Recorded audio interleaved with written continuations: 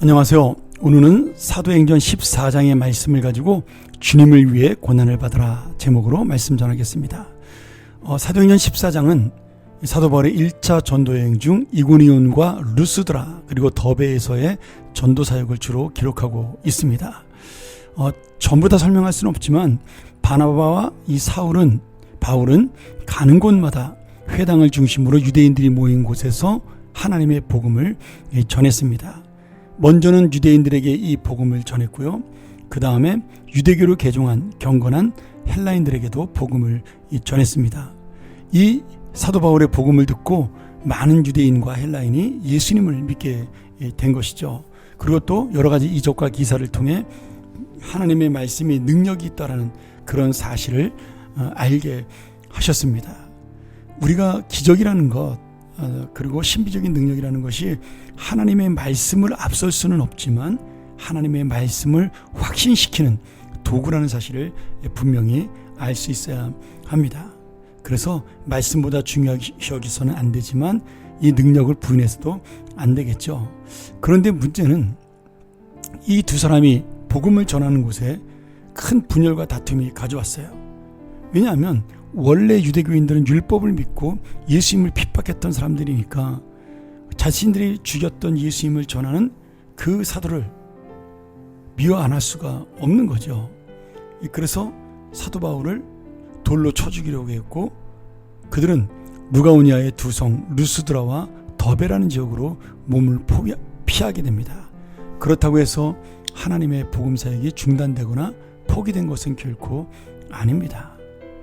루스드라에서도 이 바울은 계속해서 하나님의 복음을 전했고 이 장애인, 발을 쓰지 못하는 장애인이 하나님을 믿는 것을 보고 그를 고쳐주고 그리고 이방 헬라 신화에 자주 살던 그 사람들에게 하나님의 복음을 전함으로 그 사람들은 오히려 자신들이 믿었던 제우스와 헤르메스라고 이 바나바와 바울을 숭배하는 그런 사건까지 벌어지게 됩니다.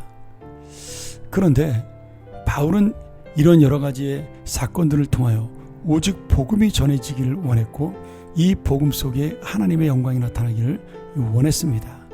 이런 여러 가지 바울의 복음 전도를 통해서 사람들은 예수를 믿게 되었지만 또 안디옥과 이고니온에서 쫓아왔던 그 바울을 핍박한 유대인들이 다시 사람들을 선동하고 심지어는 바울을 돌로 쳐서 바울의 정신을 잃자 그가 죽은 줄 알고 성 밖으로 던져버리는 그런 고통도 있었습니다. 물론 바울은 하나님 능력으로 다시 일어나 성 안으로 들어가 복음을 전하게 되죠. 이 바울의 모습을 보면서 예수를 믿는 것이 쉽지는 않다. 복음을 전하는 것이 바울처럼 돌에 맞지는 않지만 우리가 어려운 고난 속에 처할 수 있다는 것을 보여줍니다. 하나님을 잘 믿는 사람은 사실은 고난이 있을 수밖에 없죠. 하나님의 뜻대로 산다는 것은 이 세상과 반대되는 삶이기 때문입니다. 그래서 우리가 하나님을 진실하게 믿다가 또 복음을 전하다가 당하는 고난과 핍박을 두려워해서는 안 되고요. 그것을 당연하게 여기고 힘들어하기보다는 감사하고 그것을 통하여 하나님의 뜻이 나타나기를 기도해야 할 것입니다. 오늘 여러분, 세상은 언제나 우리 그리스도인들을 대적합니다. 왜? 예수님을 죽인 무리들이 그 마음을 가진 사람들이 여전히 있기 때문이죠.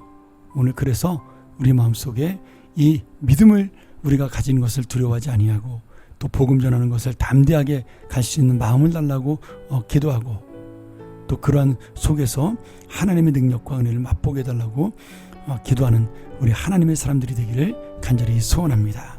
함께 기도하죠. 하나님 아버지, 우리가 복음대로 살고 믿음으로 살아가는 삶에 어려움과 고통이 있을 수 있습니다. 그러나 그것을 두려워하지 아니하고 그것 때문에 넘어지지 아니하고 오직 담대히 주님을 붙들고 그래도 이 복음을 끝까지 전할 수 있는 용기와 믿음을 허락하여 주시옵소서.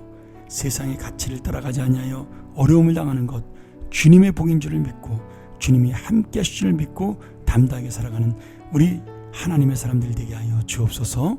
예수님의 이름으로 간절히 기도합나이다.